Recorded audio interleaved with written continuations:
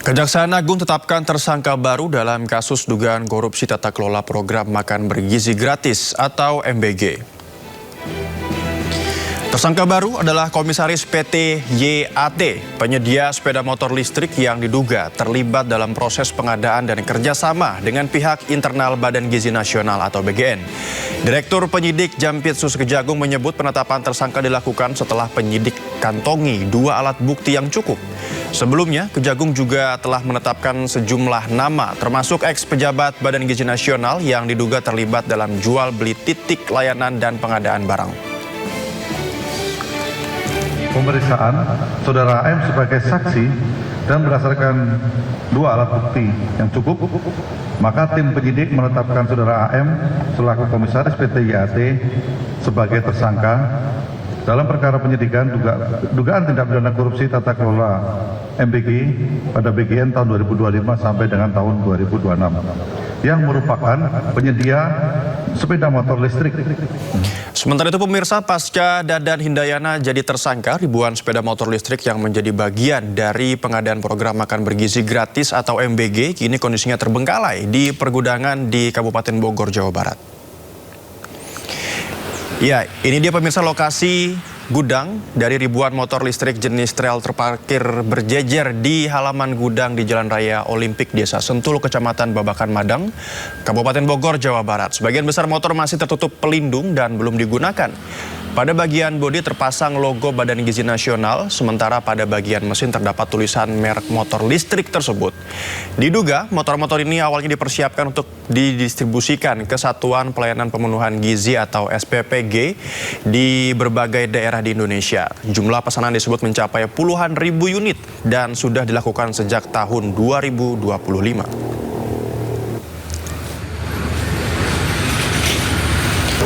Program makan bergizi gratis yang sedang diusut Kejaksaan Agung kembali mengungkap fakta mengejutkan. Menko Pangan Zulkifli Hasan menemukan dugaan praktik jual beli titik dapur SPPG. Zulhas juga menyatakan terdapat pemborosan anggaran negara hingga 1 triliun rupiah per bulan. Program makan bergizi gratis yang sedang diusut Kejaksaan Agung kembali mengungkap fakta mengejutkan.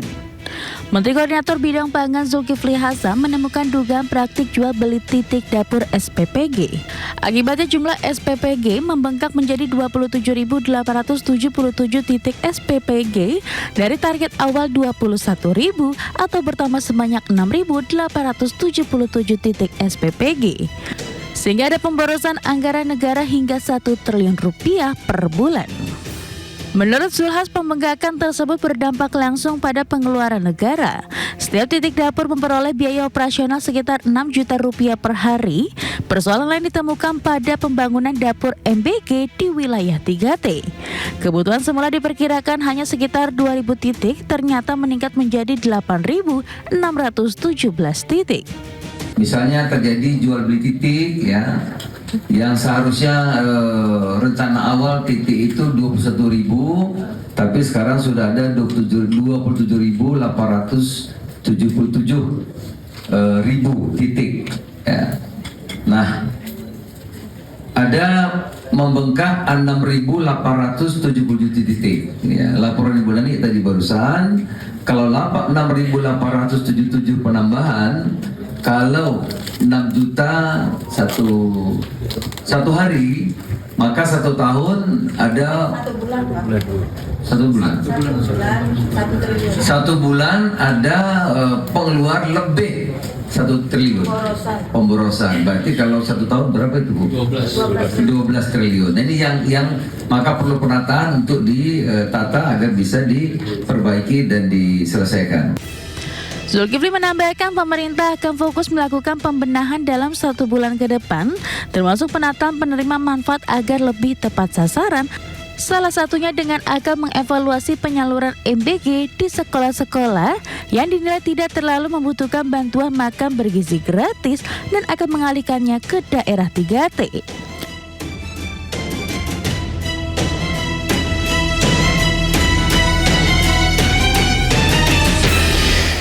Informasi berikutnya pemirsa, KPK geledah ruang kerja Bupati Muara Enim dan rumah dinas Bupati Nonaktif Edison. Sebelumnya, Bupati Muara Enim Nonaktif Edison telah ditetapkan KPK sebagai tersangka dalam 2 kasus sekaligus.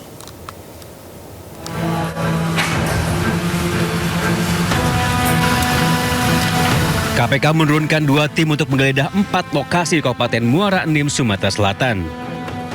Lokasi yang digeledah adalah kantor Bupati Muara Enim, kantor Dinas Pendidikan dan Kebudayaan, rumah dinas Bupati, dan rumah sekretaris Dinas Pendidikan dan Kebudayaan. Dari ruang kerja Bupati Muara Enim, KPK membawa 3 kotak kardus dan beberapa koper. Selain menggeledah ruang kerja, KPK juga menggeledah rumah dinas Edison selaku mantan Bupati Muara Enim. Sebelumnya KPK menetapkan mantan Bupati Muara Enim Edison sebagai tersangka dalam 2 kasus dugaan korupsi, yakni kasus suap dan gratifikasi pengadaan barang. Selain Edison, KPK juga menetapkan 4 tersangka lainnya. Tim Liputan iNews melaporkan. Roy Suryo CS tolak akui status P21 atau berkas perkara lengkap untuk kasus fitnah ijazah Joko Widodo. Roy sebut hingga kini Roy Suryo dan 4 tersangka lainnya belum menerima surat resmi dari Kejati DKI Jakarta. Walaupun Polda Metro Jaya telah menetapkan status P21 atau berkas perkara lengkap untuk kasus fitnah ijazah Jokowi, namun Roy CS bersikukuh tidak mengakuinya. Menurut Roy, hingga saat ini bersama 4 tersangka lainnya ia sama sekali belum menerima dokumentasi resmi dari Kejati DKI Jakarta. Roy juga menyebut status P21 atau berkas perkara lengkap tidak bisa hanya diumumkan lewat lisan, tetapi harus dalam bentuk surat resmi. Roy justru menyebut polisi terpaksa umumkan status P21 karena terpaksa. Sedang ada di lapangan. Ya, saya tadi juga sempat clear banget bahwa apa yang dikatakan sudah P21 sampai saat ini, sampai kita press conference ini belum ada. Padahal itu harus hitam di atas putih, harus tertulis dan tidak boleh hanya omon-omon, tidak boleh hanya goib. Dan di lembar P21 ini jelas betul tahapannya, tahapan keduanya tanggal berapa. Dan itu ada deadline-nya. Saya sebagai orang awam hukum saja tahu itu ada deadline-nya. Jadi kalau tanggal 2 Juni sudah diumumkan, maka para termul harus tahu bahwa mereka juga nggak bisa yang namanya mendesak-desak. Saya dengar mereka kemarin mendatangi Polda Metro, katanya menghadap Pak Dir. Padahal beberapa penyidik yang lain mengatakan mereka sebenarnya sedang dimarahi. Karena buat apa desak-desak? Ya, nggak usah didesak. Polda Metro itu punya otoritas untuk melakukan pengumuman. Tapi otoritas Polda Metro pun tergantung kejaksaan. Informasi berikutnya pemirsa, sejumlah selebritas diperiksa terkait kasus penipuan travel Hanania Group. Tak hanya Paula, Polda Metro Jaya juga memeriksa komika Pras Teguh.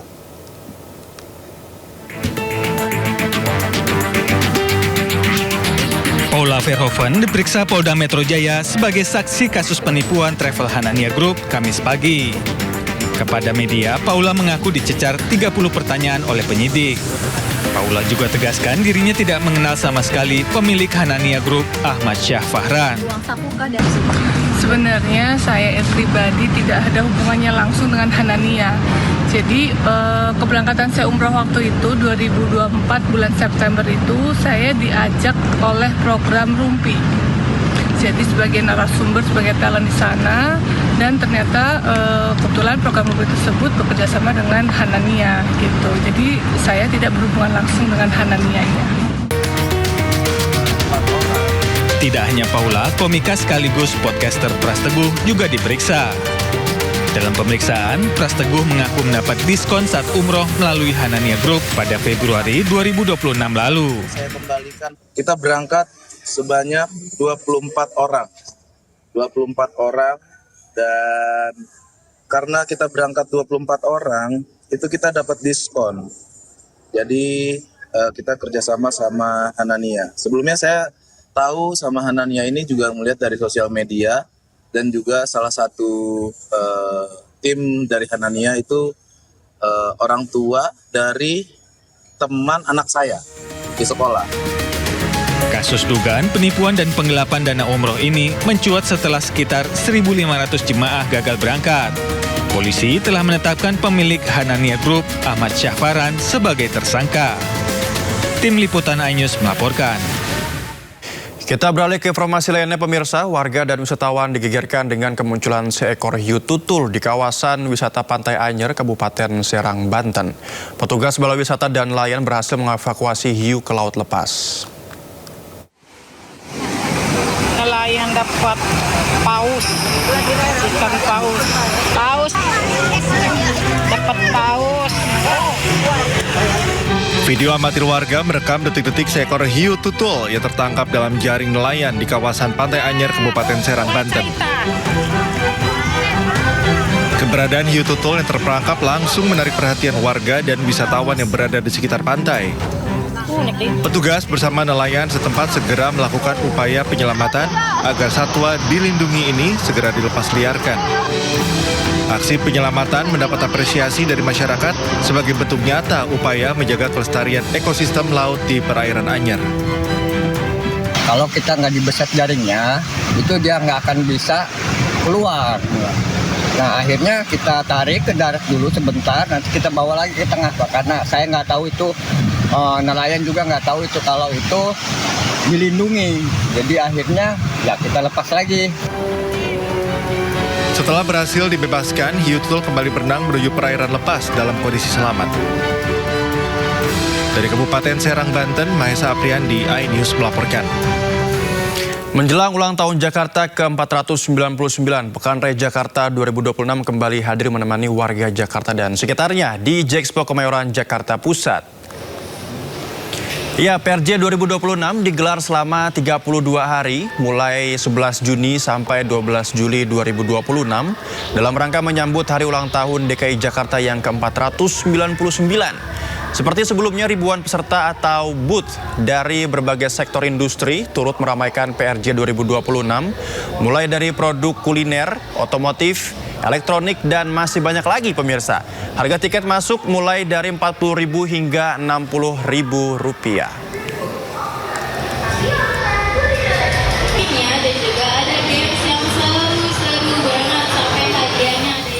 Dan untuk mengetahui situasi terkini di Pekan Raya Jakarta, sudah ada Muharlin di Jexpo Kemayoran, Jakarta Pusat. Muharlin, seperti apa keramaian di PRJ akhir pekan ini, Muharlin?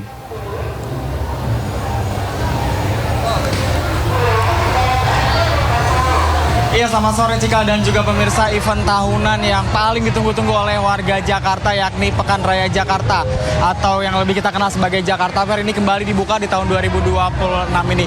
Di hari ketiganya, sejak pagi sampai dengan sore hari ini, antusiasme masyarakat terus tinggi begitu untuk mengunjungi event terbesar se-Asia Tenggara ini. Sejak pantauan kami sejak pagi sampai dengan sore hari ini, masyarakat sudah mulai ramai berdatangan untuk mengunjungi event Jakarta Fair ini, yang mana di Jakarta Fair ini sendiri bisa dilihat ke belakang saya pemirsa, Cika dan juga pemirsa, inilah keramaian yang terjadi sejak pagi sampai dengan sore hari ini, di mana untuk sore hari ini pengunjung semakin datang, semakin ramai untuk mengunjungi event yang memamerkan sejumlah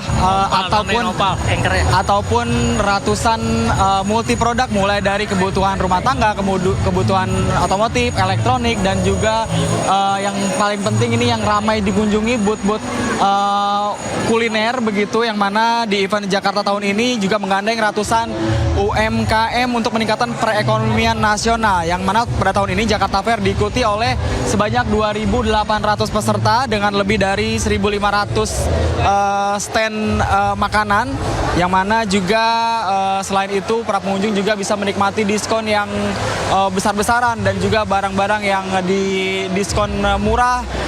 Anda bisa mendapatkan harga yang cukup jauh tentunya di event Jakarta Fair kali ini. Dan untuk sore sampai dengan malam hari nanti, di mana pengunjung juga nanti pada malam hari, tepatnya Nova dan juga pemirsa, ini para pengunjung juga bisa menikmati atau disuguhkan oleh penampilan band ataupun penyanyi dari artis-artis terkenal tanah air. Dan pastinya ini untuk Anda, khususnya warga Jakarta yang bingung malam minggu ini mau kemana, begitu Anda bisa datang untuk mengunjungi atau menghadiri event Jakarta Fair yang dibuka pada tanggal 11 Juni sampai nanti tanggal 12 Juli mendatang. Noval. Ya, baik. Terima kasih Muharlin atas laporan Anda. Selamat bertugas kembali.